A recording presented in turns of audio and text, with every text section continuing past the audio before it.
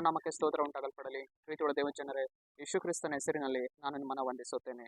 ಜ್ಞಾನೋಕ್ತಿಗಳು 23ನೇ ಅಧ್ಯಾಯ 18ನೇ ವಚನದಲ್ಲಿ ವಾಕ್ಯ ಈ ರೀತಿಯಾಗಿ ಬರೆಯಲ್ಪಟ್ಟಿದೆ. ಒಂದು ಕಾಲ ಉಂಟು, ನಿನ್ನ ನಿರೀಕ್ಷೆಯು ನಿರಾರ್ಥಕವಾಗದು ಎಂದು ವಚನ ಬರೆಯಲ್ಪಟ್ಟಿದೆ. ಅಂದರೆ ಪ್ರೀತಿಯುಳ್ಳ ದೇವಜನರೇ, ಕರ್ತನ ಆತ್ಮನು ಈ ಮುಂಜಾನೆ ವೇಳೆಯಲ್ಲಿ ಆತನು ನಮ್ಮೊಂದಿಗೆ ಮಾತನಾಡುವವನಾಗಿದ್ದಾನೆ. ಏನೆಂದರೆ, ಒಂದು ಕಾಲ ಉಂಟು, ನಿನ್ನ ನಿರೀಕ್ಷೆ ಅದೇನಾಗುವುದಿಲ್ಲ, ಬಿದ್ದು ಹೋಗುವುದಿಲ್ಲ, ನಿನ್ನ ನಿರೀಕ್ಷೆ ನೆರವೇರುವಂತದ್ದಾಗಿದೆ ಎಂದು ದೇವರು ಈ ಮುಂಜಾನೆ ವೇಳೆಯಲ್ಲಿ ನಮ್ಮೊಂದಿಗೆ ಮಾತನಾಡುವವರಾಗಿದ್ದಾರೆ. ಒಂದು ಕಾಲ ಉಂಟು, ತಕ್ಕ ಕಾಲ ಉಂಟು, ತಕ್ಕ ಸಮಯ ಉಂಟು, ಆಗ ನಿನ್ನ ನಿರೀಕ್ಷೆ ನೆರವೇರುತ್ತದೆ ಎಂದು ಕರ್ತನ ಆತ್ಮನು ಈ ಮುಂಜಾನೆ ವೇಳೆಯಲ್ಲಿ ನಮ್ಮೊಂದಿಗೆ ಮಾತನಾಡುವವನಾಗಿದ್ದಾನೆ.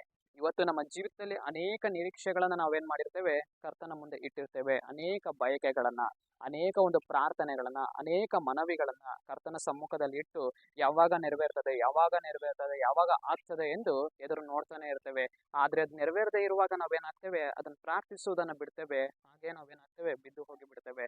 ಆದರೆ ಪ್ರೀತಿಯುಳ್ಳ ದೇವಜನರೇ, ಕರ್ತನಲ್ಲಿ ನಂಬಿಕೆಯಿಂದ ಪ್ರಾರ್ಥಿಸಿ ನಾವು ಅದನ್ನ ಏನ್ ಮಾಡ್ಬೇಕು, ನಿರೀಕ್ಷೆಯಿಂದ ಎದುರು ನೋಡ್ತಾ ಇರಬೇಕು. ನಂಬಿಕೆಯಿಂದ ನಾವು ಅದನ್ನ ಎದುರು ನೋಡ್ತಾ ಇರಬೇಕು. ಆಗ ನಮ್ಮ ನಿರೀಕ್ಷೆಗಳು ಕರ್ತನು ಸಮಯವನ್ನು ಕೊಂಡು ಬರುವಾಗ, ನಮ್ಮ ಬಯಕೆಗಳು ಕರ್ತನು ಸಮಯವನ್ನು ಕೊಂಡು ಬರುವಾಗ ನೆರವೇರುವಂತದ್ದಾಗಿದೆ. ಸರಿ, ನಾವು ಪ್ರಾರ್ಥಿಸಿಕೊಳ್ಳೋಣ. ಅಪ್ಪ ಕರ್ತನ ನಿಂಗೆ ಸ್ತೋತ್ರ ಸ್ವಾಮಿ.